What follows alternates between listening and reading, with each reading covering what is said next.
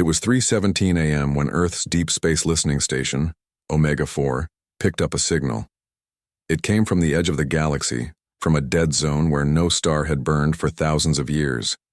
The message was short, ancient, cold. The technician, on duty, Leon Brooks, stared at the screen in silence. It repeated every 12 seconds. A deep metallic voice echoed through the speakers. Prepare to be conquered. Leon's fingers trembled. This wasn't just a random signal.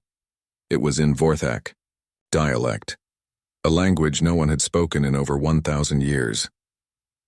She pressed the red emergency button. Alarms blared. Lights flickered. And somewhere deep under the oceans of Earth, Commander Elena Reyes opened her eyes. By 5 a.m., Earth's top leaders had gathered in the orbital city of Nova Prime. The sky above them was a mix of stars and battle stations. Humanity had outgrown Earth long ago.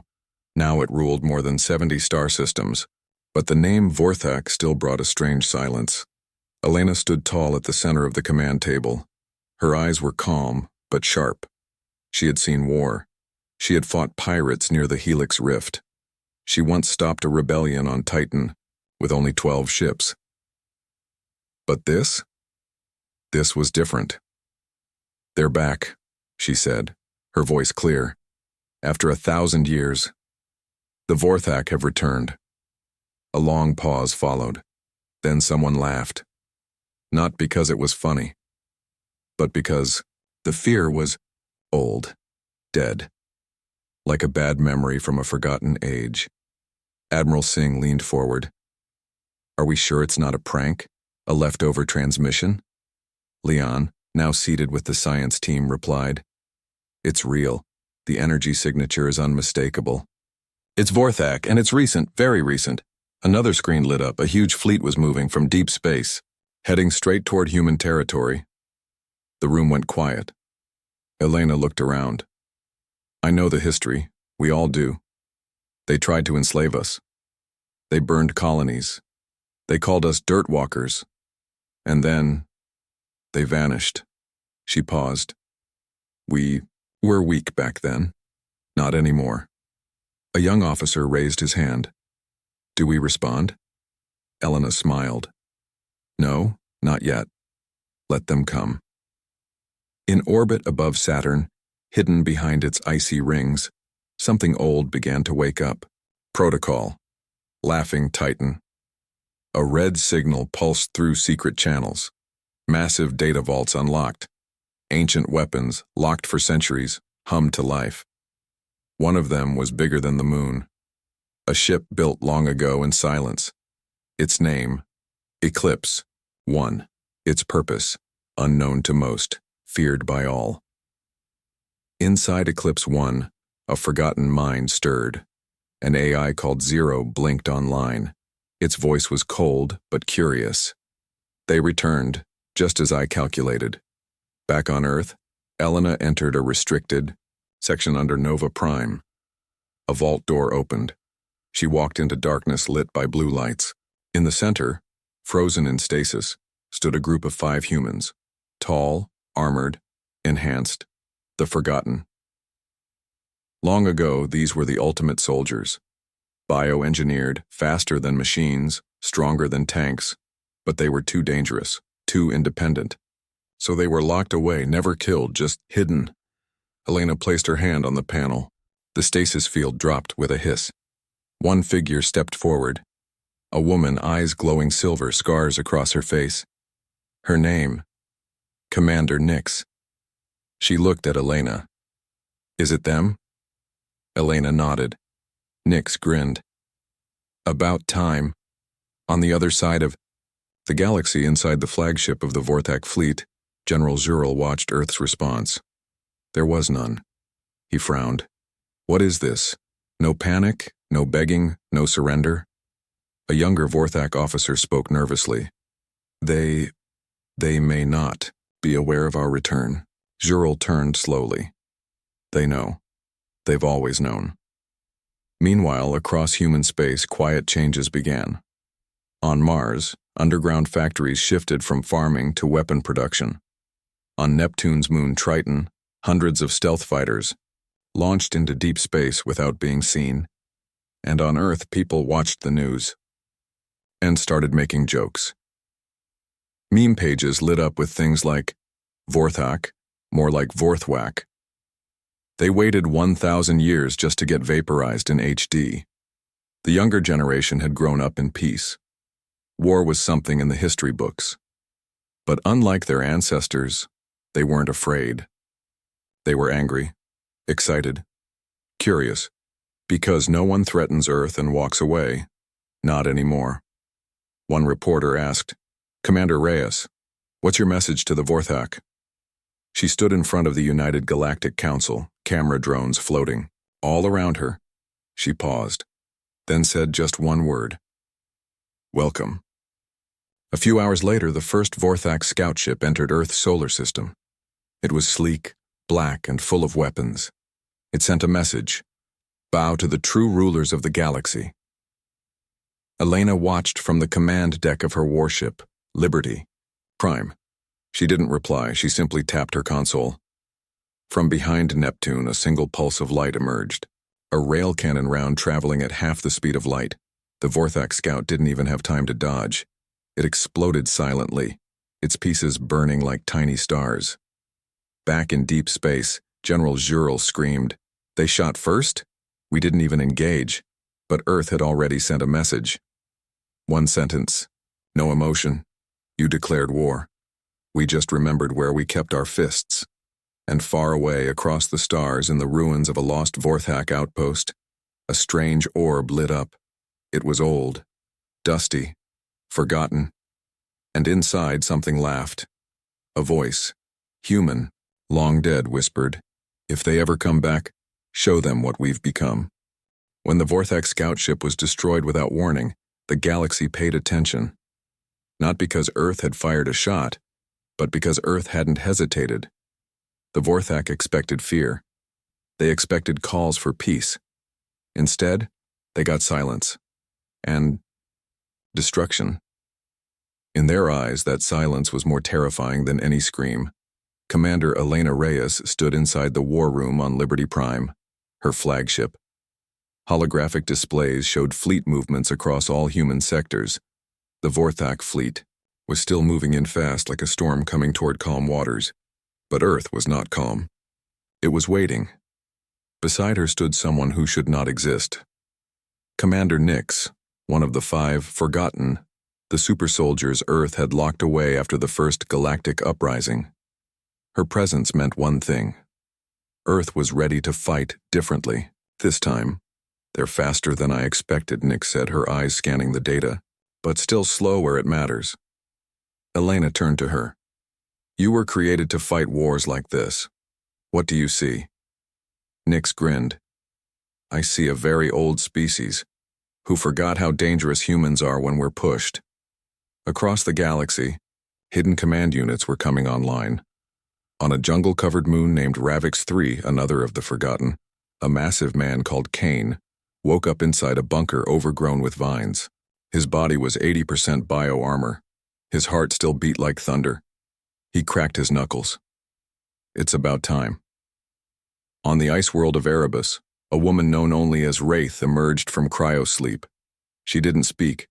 She just took her twin blades, sharpened them in silence, and looked toward the stars. All 5 were now active. They weren't just soldiers. They were reminders. Reminders of what humans had done the last time someone tried to conquer them. General Jurel of the Vorthak was growing more frustrated. They had destroyed dozens of civilizations across the stars. They had enslaved the proud Jarnak, burned the Thalor cities, erased the Kryvons from history. Every time the enemy had begged, every time they had won. But Earth laughed. One of Jurel's lieutenants stepped forward. "They are broadcasting jokes about our invasion, sir. Mocking us on something they call intergalactic netcast." Jurel growled. "This is not comedy. This is war." The younger officer flinched. "Sir, they've begun naming our ships. They're calling your flagship the Ugly Banana, the—" Room fell into awkward silence. Jurel crushed a metal cup in his clawed hand. "Then we destroy them not just with fire. but with fear. Bring out the void creatures. Let them see darkness. Back on Earth, Omega-4 detected strange energy shifts in space. Something new was entering human space, but it wasn't Vorthak ships. It was shadows.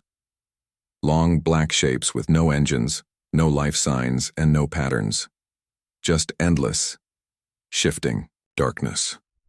They swallowed light and moved like ghosts. Lion Brooks watched her screen, heart racing. What are those?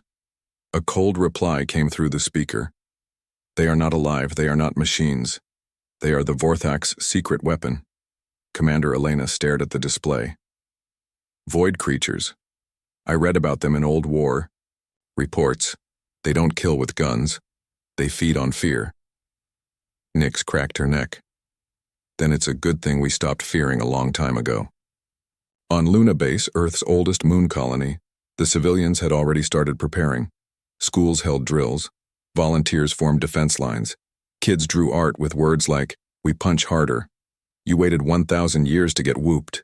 Even the elderly got involved, writing war poems, telling stories of the first Vorthak invasion. Humanity didn't just prepare for war, they welcomed it.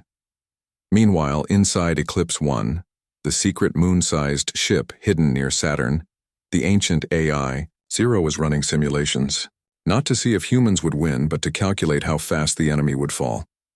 Zero spoke softly to itself. The Vorthak have not adapted, but humanity has learned to smile while sharpening blades. From Eclipse 1, thousands of autonomous drones launched, each one powered by energy humans had stolen from black holes. They had names like Justice Protocol Operation Moonfire Laughing Sun, but one file stayed locked. A red cube, labeled only, "Use only if Earth bleeds." Zero paused near that cube, then turned away. In orbit near Jupiter, Nix and Elena visited the Crucible, an old training arena where the first human space marines were forged. But this time, it wasn't training, it was recruitment. Young volunteers lined up, thousands of them. From Earth, from Mars, from the floating cities of Venus. All of them had the same fire in their eyes. One boy, no older than 17, said, "They burned our ancestors' homes. Now we burn their future." Nix looked at Elena. "He's never fought a real war." Elena replied, "That's the point. He doesn't carry old fear, just new fury." As the void creatures moved closer, Earth launched a strange counterstrike. Not weapons, not ships, but sound. Massive satellite stations began transmitting across space, high-frequency human laughter. It echoed across stars, bouncing off planets, reaching the Vorthak fleet. Juril heard it from his throne room. Laughter. Not madness, not fear, defiance. The final scene of Part 2. In a dark chamber on the farthest Vorthak ship, a priest lights black candles. He chants in the old tongue. They should have begged. They should have fallen to their knees. Suddenly the lights flicker. One of the void creatures, the shadowy monsters they thought they controlled, turns its head toward him. The priest whispers, "No, that's not possible. You obey us." The shadow moves, fast, hungry. The priest screams. But no one comes, because the Vorthak forgot something important. You can't control fear, especially not when humans are laughing in its face. The Vorthak invasion began on a cold Tuesday. They called it the Day of Crushing Silence. They expected screams. They expected surrender.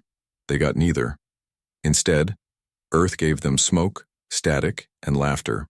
3 Vorthak warfleets dropped from hyperspace near Earth's outer defenses, one near Neptune, one near Mars, and the main fleet heading straight for Earth. They had over 10,000 ships, each one loaded with weapons strong enough to break moons in half. Their leaders believed no species could survive such power, but humanity didn't wait to survive. Humanity attacked. The first to move was Nix, still inside Liberty Prime. She sent one simple command: unleash Hades. From a quiet asteroid, belt near Saturn, thousands of stealth torpedoes launched silently. They had no lights, No heat, no engines, just purpose. By the time the Vorthak fleet near Neptune noticed, it was too late. The torpedoes tore through their command ships, using human-built quantum blades, sharp enough to cut through black matter hulls. The Vorthak screamed, not from pain, from confusion. "This is not possible," one general cried. But the human AI on the other end simply responded, "We laughed, because we were ready." Near Mars, the second Vorthak fleet approached with more caution. They scanned for traps. They slowed down. Smart move. Too bad it didn't help. Because Mars was not defenseless. Mars had Kane. The massive super soldier had taken position inside the Red Fortress, a defense station carved into Olympus Mons itself. As the enemy drew close, Kane activated the Horizon Pulse, a weapon banned by every other race in the galaxy. A ring of red light exploded outward, and when it passed through the Vorthak ships, they simply stopped. "Engines dead, weapons offline. Why are we falling?" one Vorthak screamed. Kane watched as they dropped from orbit like broken toys. He whispered, "That's gravity, baby." Meanwhile, the main fleet approached Earth's moon. They expected Earth to beg, to show signs of panic, but instead they were greeted by something strange. Music.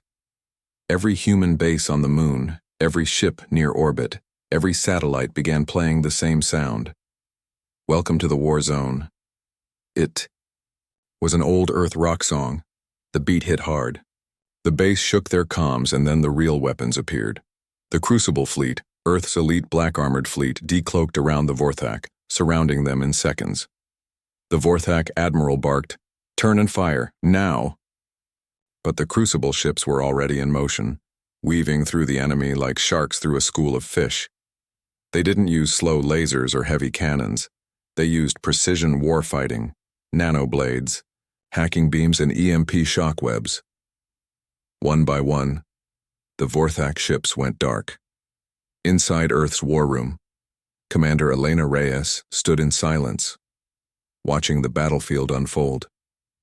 "We're holding all fronts," her officer said.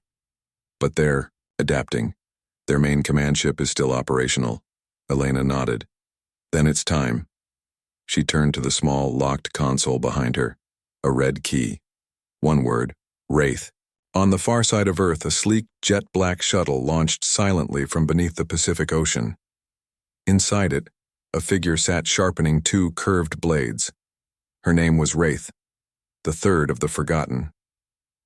She didn't speak. She didn't blink. She only moved when the ship dropped her into space, alone. She flew directly toward the Vorthak flagship without shields, without backup. Inside the alien ship, alarms blared. "Unidentified human is approaching." "Alone," one officer said. Jurel growled. "One human?" Then Wraith crashed through the hull, cutting through walls like they were paper. Every camera feed went black. Then, silence. Then, screaming. And finally, nothing. The Vorthak flagship went dark. Back at Earth, humanity's networks were alive with excitement. People were watching live battle footage like it was a sports game. Kids cheered every hit. Old veterans watched with quiet pride. Across every screen, 3 words appeared: "This is payback." But just as victory seemed certain, a ripple tore through space. Something ancient arrived. Something even the Vorthak feared. In the darkness beyond Pluto, the void creatures, the black, shapeless beings, began to shift. They weren't mindless. They weren't weapons. They were awake now, and hungry. They turned, not toward Earth, but toward the Vorthak.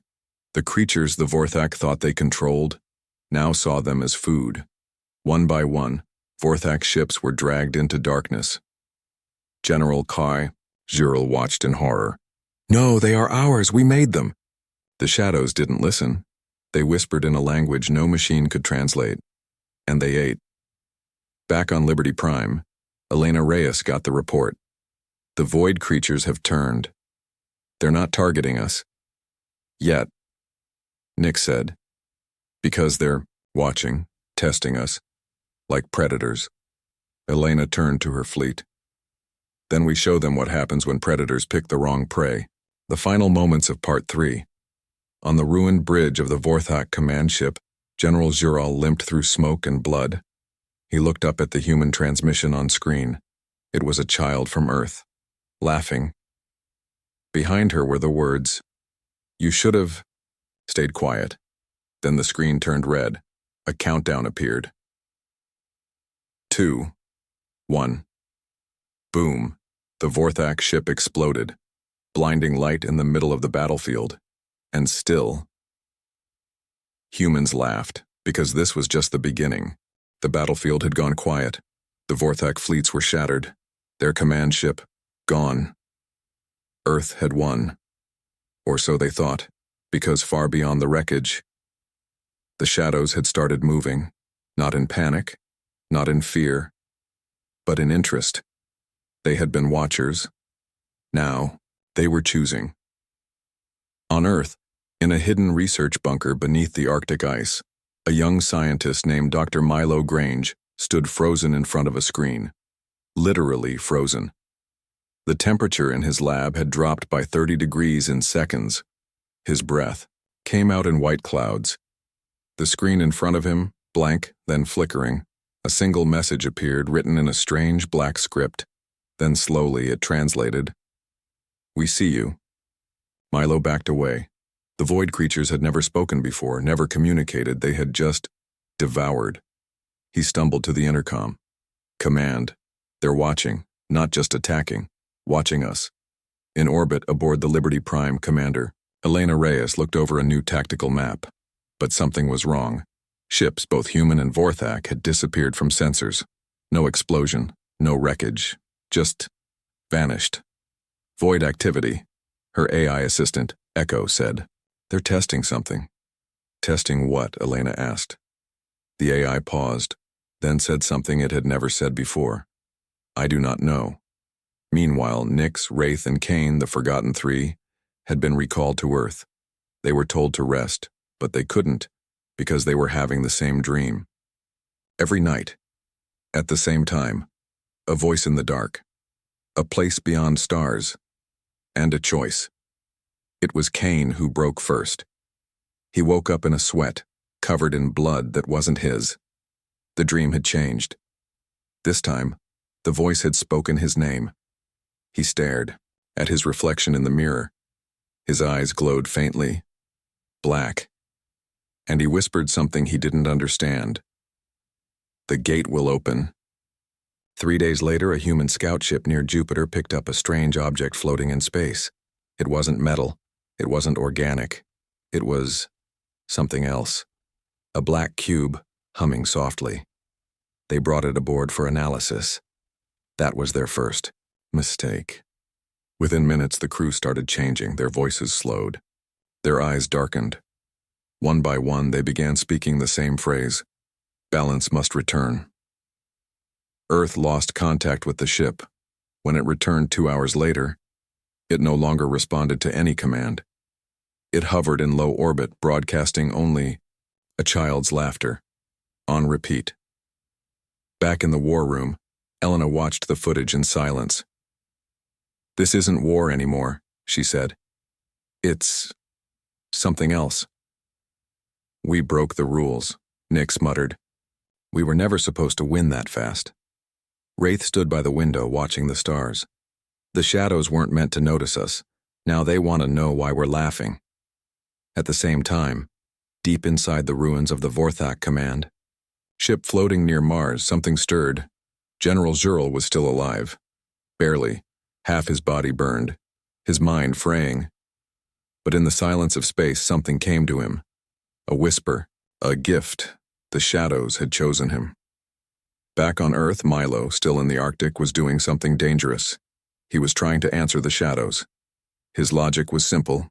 If they spoke once, they could speak again, using an illegal human-Vorthak hybrid signal. He sent one sentence into the dark. "Why are you watching us?" For 12 minutes, nothing happened. Then every screen in his lab turned black. The answer appeared in one word: laughter. Milo barely had time to react before his lights died and the temperature dropped again. This time the shadow appeared in the room with him, not just a signal, a twisting shape of black mist and glass-like tendrils. He fell to his knees, shaking. "What do you want?" The thing floated closer, then spoke inside his mind. "You laugh at fear. You break patterns. You are not prey." Milo gasped. "Then what are we?" "We do not know." Then the shadow did. Something no one expected. It left, not in violence, not in anger. It left with curiosity. But that wasn't the worst part. The worst part was what came after.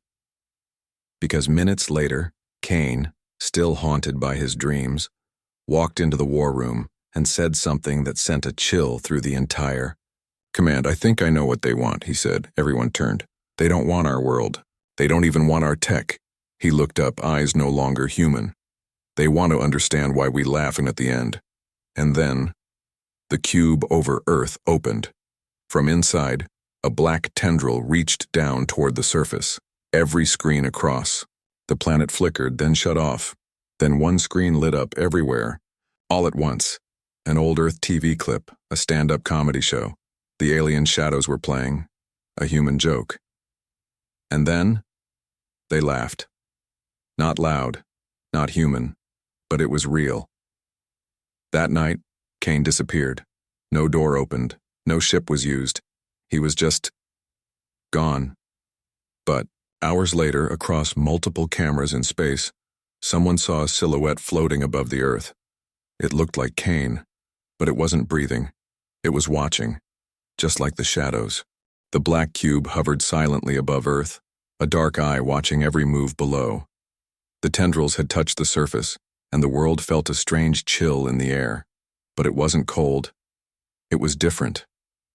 Commander Elena Reyes stared at the endless screen wall in the war room.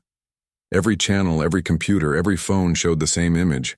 That old stand-up comedy show clip, frozen in time, followed by that alien laugh, a sound no one had ever heard before. "This isn't a threat," Elena said quietly.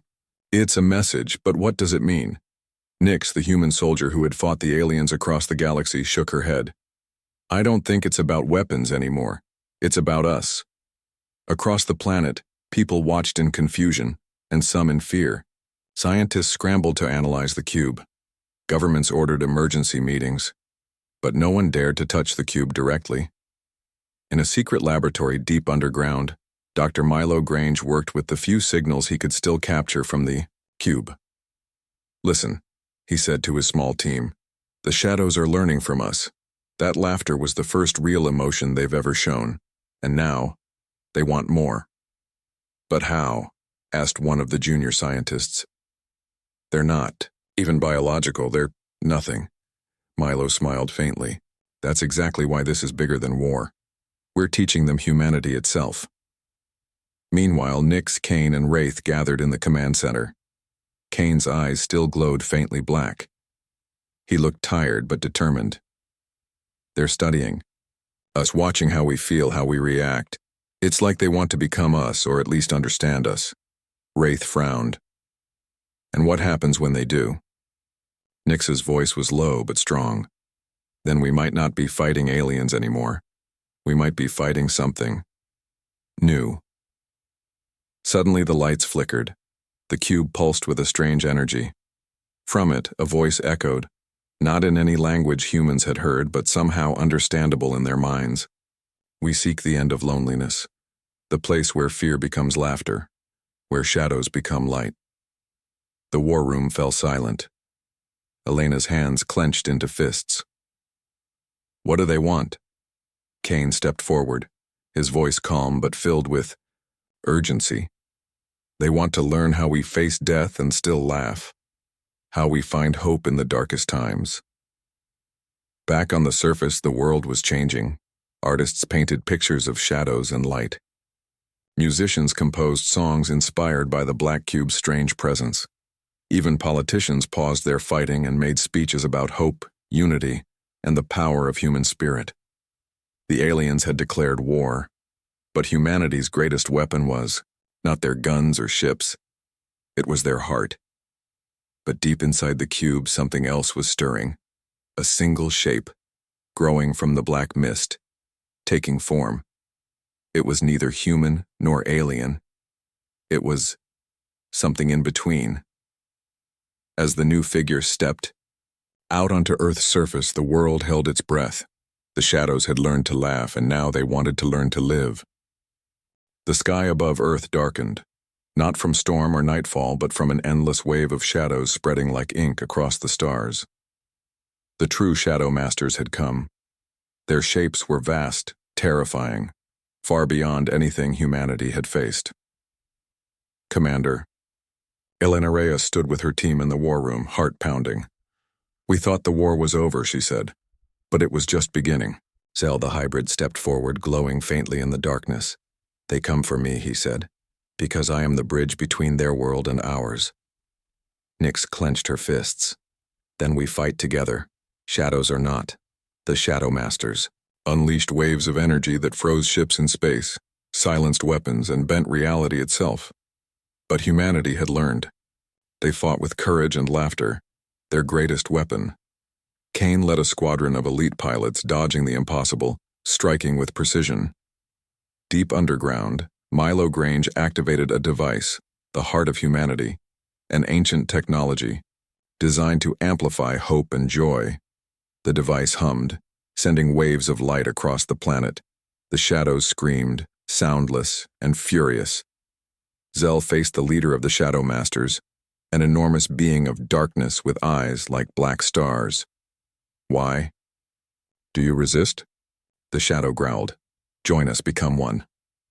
Zell's eyes shone bright. "Because to be human is to choose." With that, he unleashed a burst of energy, a fusion of shadow and human light. The battlefield changed. Shadows began to laugh, not cold but warm. The darkness lifted. The Shadow Masters paused, their anger replaced with something new, understanding. Elena smiled through tears. "We won. But the victory was not just about war. It was about connection, hope, and the power of laughter, even in the darkest times." The stars above Earth twinkled as if smiling. Humanity had faced the shadows and found light inside themselves.